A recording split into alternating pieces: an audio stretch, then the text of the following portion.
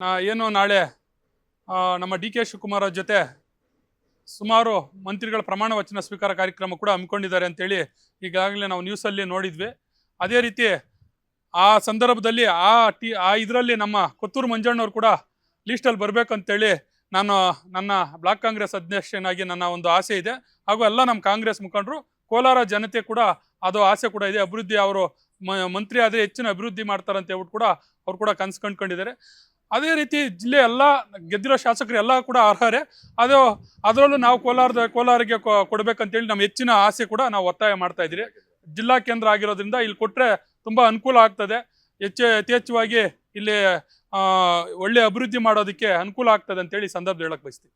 ಈಗ ಶಾಸಕರು ಹಿಂದುಳಿದ ಸಮುದಾಯದಿಂದ, ಚಿಕ್ಕ ಸಮುದಾಯದಿಂದ ಬಂದಿರೋರು. ನೂತನವಾಗಿ ಪ್ರಾರಂಭವಾಗಿರುವ ಶ್ರೀವೇಣು ಟಿವಿಎಸ್ ಶೋರೂಮ್ನಲ್ಲಿ ಟಿವಿಎಸ್ ಕಂಪನಿಯ ಎಲ್ಲಾ ರೀತಿಯ ಪೆಟ್ರೋಲ್ ಮತ್ತು ವಿದ್ಯುತ್ ಚಾಲಿತ ಬೈಕ್ಗಳಿಗಾಗಿ ಎಂದೇ ಭೇಟಿ ನೀಡಿ. ವಿಳಾಸ ಬೈಪಾಸ್ ರಸ್ತೆ, ಮಾರುತಿ ನೆಕ್ಸಾ ಕಾರ್ ಶೋರೂಮ್ ಪಕ್ಕ, ಕೋಲಾರ. ಹೆಚ್ಚಿನ ಮಾಹಿತಿಗಾಗಿ ಸಂಪರ್ಕಿಸಿ 9986833899 ಅಥವಾ 9986933299. ಅದನ್ನ ಗಮನಿಸಿ KPCC ಮತ್ತೆ ನಮ್ಮ ಹೈಕಮಾಂಡ್ ಗಮನಿಸಿ ಕೊಟ್ಟರೆ ತುಂಬಾ ಸಂತೋಷ.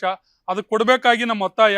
ಎಲ್ಲ ಶಾಸಕರು ಈಗ ಅರ್ಹತೆ ಇದ್ದಾರೆ, ಎಲ್ರಿಗೂ ಮಿನಿಸ್ಟರ್ ಆಗಂತಾರೆ, ಸೀನಿಯರಿಟಿ ಇರುವಂಥ ಶಾಸಕರೇ ಇರೋದು.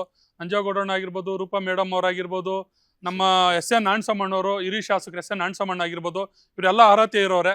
ಬಟ್ ಅಲ್ಲೂ ಕೊತ್ತೂರು ಮಂಜಣ್ಣ ಕೂಡ ಈಗಾಗಲೇ ಮುಳ್ಬಾಗ್ಲಲ್ಲಿ MLA ಆಗಿದ್ರು.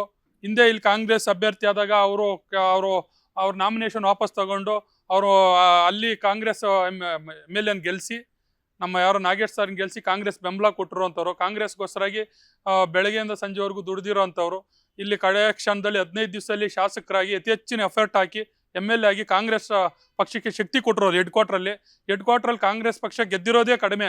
ಅದರಲ್ಲಿ ಈ ಸರಿ ಏನು ನಮ್ಮ ಸಿದ್ದರಾಮಣ್ಣವ್ರು ಬರಬೇಕಾಯ್ತು, ಆ ಸಂದರ್ಭದಲ್ಲಿ ಬರದೇ ಇದ್ದಾಗ ಕೊತ್ತೂರು ಮಂಜುನಾಥ್ ಅವ್ರನ್ನ ಹೈಕಮಾಂಡ್ ಕ್ಯಾಂಡಿಡೇಟ್ ಮಾಡಿದಾಗ ಅವ್ರು 15ರಿಂದ 20 ದಿವಸ ಒಳಗಡೆ ಅವರು ಕ್ಯಾಂಪೇನ್ ಮಾಡಿ ಗೆದ್ದು ಅವರು ಶಾಸಕರಾಗಿದ್ದಾರೆ. ಅವ್ರು ಕೊಟ್ಟರೆ ಈ ಹೆಡ್ ಕ್ವಾರ್ಟರ್ಗೆ ಮತ್ತು ತಾಲೂಕಿಗೆ ಮತ್ತು ನಮ್ಮ ಜಿಲ್ಲೆಗೆಲ್ಲ ಆ ಸಮುದಾಯಗಳಿಗೂ ಒಂದು ಅವ್ರಿಗೆ ಕೂಡ ಒಂದು ಆದ್ಯತೆ ಕೊಟ್ಟಂಗೆ ಆಗ್ತದೆ ಅಂತೇಳಿ ನನ್ನ ಅನಿಸಿಕೆ ಅಂದೆ.